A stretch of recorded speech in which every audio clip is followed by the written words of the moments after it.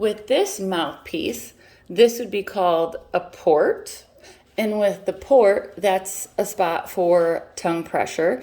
And when you were to pull back, that can touch the roof of their mouth slightly. Some horses respond much better with that.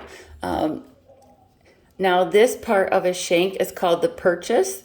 The longer the purchase that you have, the more pull pressure that the horse is going to receive on the top of the bridle and their pull.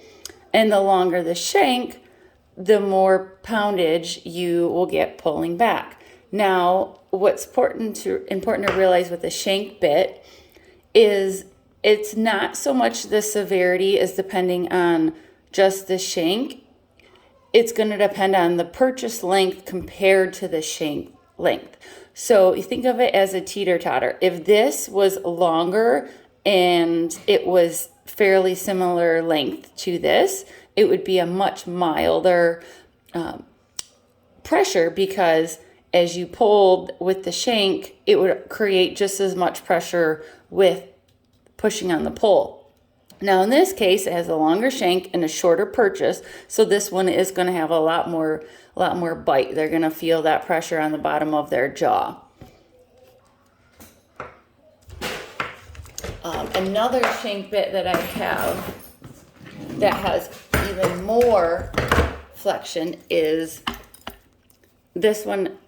It still has a port mouth with some tongue relief, but what I really like about this one is when you pull up on the rein, it has that independent action and it has that swivel. So if the horse responds well to this port and the wider of it for the tongue relief, this would be a really good for like a transition for a horse that's still going to need some help with the two reins. Now this one does, if you notice, has a longer shank. However, it also has a little bit longer of a purchase, so it's not going to be as severe as you might think being a shank. Another style of bit that I have, this is called the gag bit. This is my favorite mouthpiece. It's a 3-piece, and it's got the twisted wire. The thicker that the bars would be on a bit, the more surface area, so the less severe. So the thinner the mouthpiece would be, the more severity. So if you had a really thin bit, doesn't matter, 2-piece, 3-piece, the thinner it is, the more severe it's going to be on the horse. Now this one is a twisted, so it has a little more bite on the sides. However, it's got the smooth surface right here as a dog bone. So this one is actually going to be a little bit better for tongue relief. So this is a gag. So when I pull back, it's going to slide a little bit. So the horse is going to feel it coming. The problem with these is you got to make sure that the curb is a little bit more tight, because if it was too loose with too much gag, it can really surprise a horse if you pulled back on it too quickly. And horses do not like surprises. So for this bit, you'd want it a little bit more firm so they could help feel that it coming. Now I like this one for my mare, worked really well with this for barrel racing. It kept her really soft and supple, and it gave me a lot of lateral flexion while also being able to have a little bit more whoa on it, because it did have the twisted, and she loved the 3-piece mouthpiece that gave her the tongue relief. That was a gag. Now this would be a 3-piece, but this has the solid side. So it does swivel for some help, and it has a shorter shank and a longer purchase. So this bit actually would be fairly, not mild, but it's going to be a little bit easier, because it's going to, when you pull back on the rein, it's going to apply almost as equal pull pressure as it would rein pressure on their jaw. This has a roller mouthpiece. This is really good for horses that are nervous or they like to chew, anxious horses, or they're bored, they like to chew, but it has a 3-piece, so it's going to offer some tongue relief. And when you pick up on it, there's going to be a little bit more still close to more lateral flexion, similar to a snaffle bit for them that has the that's designed for the lateral flexion very well. And then I also have, the kid ran off with that one. Here are some hackamores that I have. Here is the mechanical hackamore that I do have. This can be a very severe hack.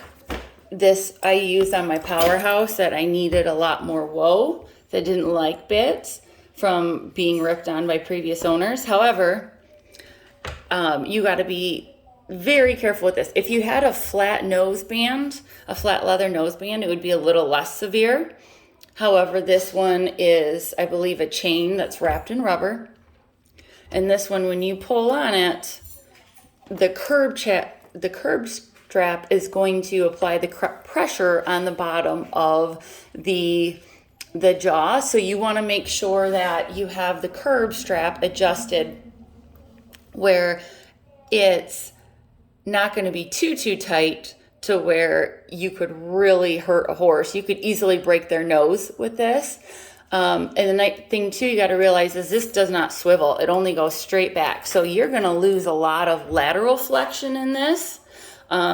This would be better for a horse that, is a little bit better with neck reining. So you can just kind of move them around versus, if you went straight from a horse with a snaffle into this, they're probably going to be more confused because you just completely lost not all, but a very good portion of that lateral flexion. So it's going to be very confusing to them. And then one more hackamore that I have. This one worked really good on our old cow horse that just needed a little bit more than a halter. This was a soft, fuzzy nose piece for him. I'm missing the curb strap on this one because I have it on a different bit.